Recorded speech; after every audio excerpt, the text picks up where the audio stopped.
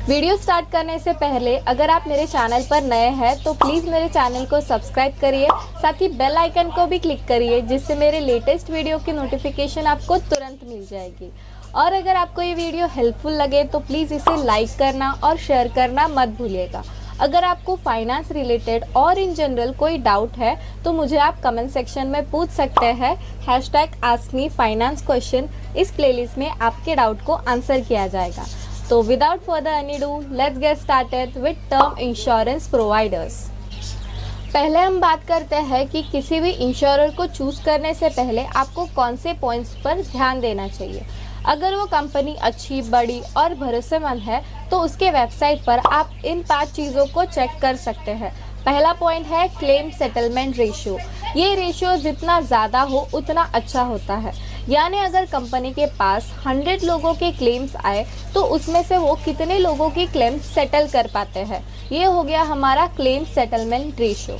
दूसरा है amount settlement ratio. अगर कंपनी ज़्यादा से ज़्यादा क्लेम सेटल करती है तो उनका क्लेम सेटलमेंट रेशियो बेहतर ज़रूर होगा, लेकिन अगर वो अमाउंट्स बहुत ही कम है तो हमें अमाउंट कितनी सेटल हुई है ये पता नहीं चल सकता सिर्फ क्लेम सेटलमेंट रेशियो के बेसिस पर।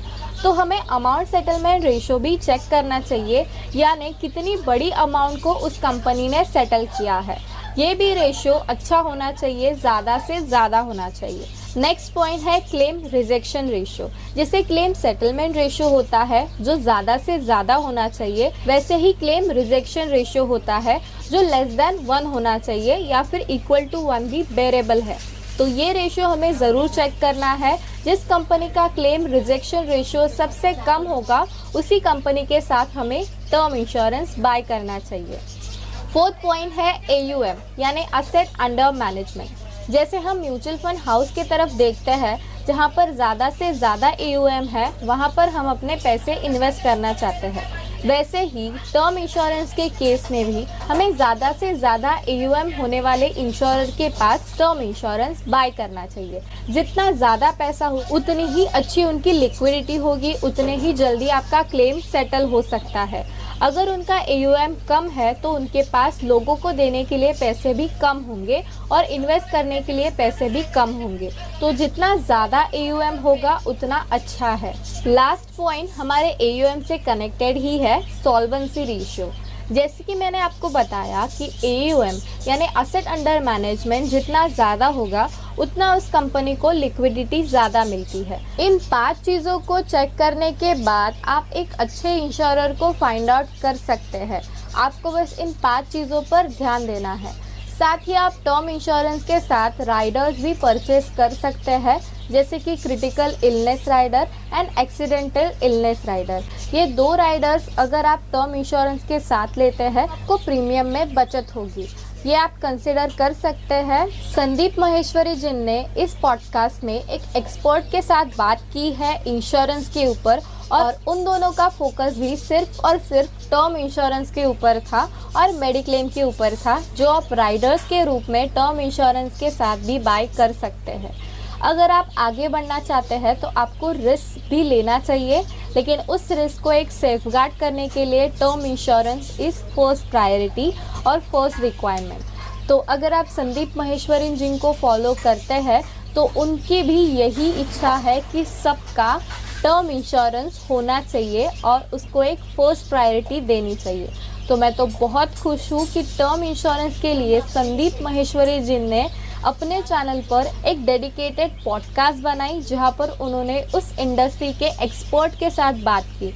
तो आप भी अगर समय निकाल कर उस वीडियो को देखेंगे तो आपको भी समझ में आ जाएगा कि टर्म इंश्योरेंस कितना ज़रूरी है आज के समय में।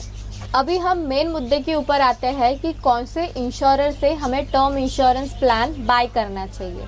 तो अभी मैं फ़िलहाल सैलरीड नहीं हूँ, मेरे बैंक अकाउंट में मंथली उतने पैसे नहीं आते हैं जो मैं उस इंश्योरर को दिखा दूँ और मुझे वो टर्म इंश्योरेंस दे।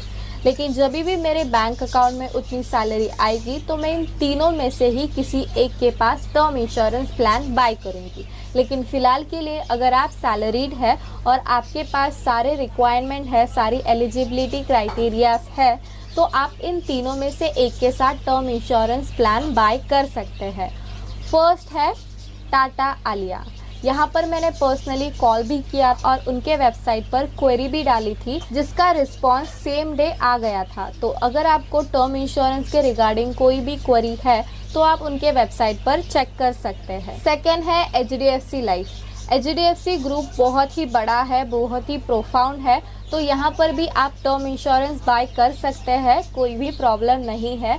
जो भी मैंने क्राइटेरियाज बताए थे उसके मुताबिक मैं आपको ये लिस्ट बता रही हूँ टॉप 3 इंश्योरेंस के बारे में। तो आप चेक कर सकते हैं स्क्रीन पर कि HDFC लाइफ के नंबर्स क्या बता रहे हैं करंटली। ज़रूर ये नंबर्स मॉडिफाई होंगे, चेंज होंगे, आगे पीछे होंगे, लेकिन ये 3 जो मैं कंपनीज आपको बता रही हूँ वो हमेशा टॉप 5 या टॉप 10 में रहेंगे ही, उनके कंपनी के साइज़ को देखते हुए। थर्ड एंड लास्ट है LIC। LIC के बारे में हम सब ने सुना है, सारे गवर्नमेंट एम्प्लॉयज़ के अकाउंट्स और उनके इंश्योरेंस LIC के पास ही होते हैं और हमारे इंडिया में LIC को एक भरोसेमंद इंस्टीट्यूट के जैसे देखा जाता है। तो अगर आप LIC में बिलीव करते हैं तो आप यहाँ से भी इंश्योरेंस बाय कर सकते हैं।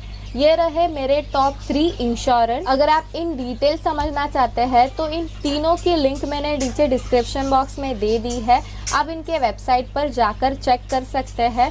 बहुत सारी कंपनीज, ये टॉप 3 कंपनीज तो अपने वेबसाइट पर इन सारे नंबर्स को फ्लैश करती ही है। अपने कंपनी के बारे में अच्छी चीज़ें बताना तो उनका राइट है। तो अगर आप चाहते हैं कि आपको इन डिटेल समझना है तो आप इनके वेबसाइट पर जाकर चेक कर सकते हैं। के साथ इस वीडियो को करते हैं समाप्त। अगर आपको कुछ डाउट हो तो please ask me in comment section और संदीप महेश्वरन जी का वो वीडियो देखना मत भूलिएगा।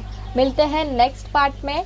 नेक्स्ट पार्ट में हम लोग समझेंगे कि गवर्नमेंट ने हमारे लिए कौन से बेसिक इंश्योरेंस पॉलिसीज़ दी है जिसका फ़ायदा हम ले सकते हैं, और उसकी इन डिटेल प्रोसेस भी मैं आपको बताऊंगी कि कैसे आपको उस अकाउंट को ओपन करना है।